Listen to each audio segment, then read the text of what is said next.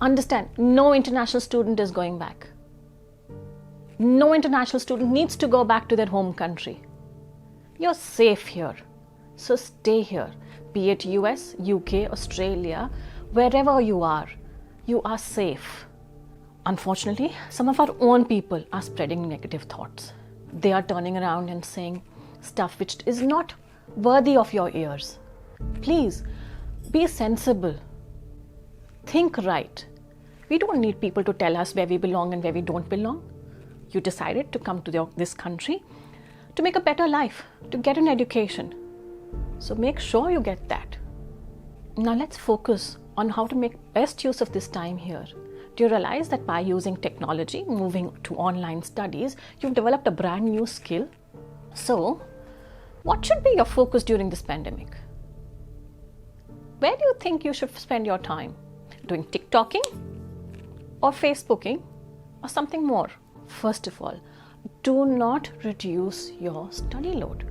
If your semester requires you to take 4 subjects, focus on taking those 4 subjects, right? Why am I saying this? It's simple, because in the long run, when you have to apply for your visa and everything later, somebody might turn around and say, how come you didn't have a full study load? So please, if your study requires you to have 4 subjects in a semester, apply and focus on those 4 subjects. In Australia, the government has opened full working rights for students. But be careful of what you do, right? You end up going for 40 hours of work, you still have at least 12 to 14 hours of study, plus your assignments. How are you going to balance that, right? Not only that, you are exposing yourself to the environment. At one side, the government is saying, also, your parents are saying, stay at home, protect yourself. You are telling your parents the same thing, stay at home, protect yourself. Then how are you going to balance those 40 hours of work and 16 hours of study and justify them for yourself? My only recommendation is, if you pick up additional work during this time, be careful. Limit it. Just be careful. I'm sure you're all aware that once you've finished your degree, you will always think of doing additional professional qualifications. Why do we do those? What are those? Right? So as an IT student, you want to get into networking, you'll want your Cisco qualifications. You want other qualifications like Agile or Python or Microsoft qualifications. So what stops you from doing that now? Prepare for it now. Go onto YouTube. There's so many tutorials that are available. Start listening, observing, watching those. Start making your notes on it. And when all this is over, when you are ready to, develop your skills, pay for that exam fee and just crack it. The same applies for marketing, business management students. The same applies for accounting students. So if you're a business management student, have you thought of doing Prince 2 in the future? Everything is available on YouTube.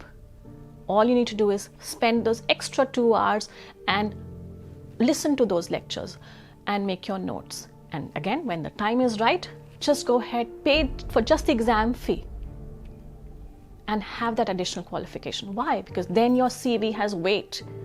Your CV is not a standard CV. It shows how well you've utilized your time.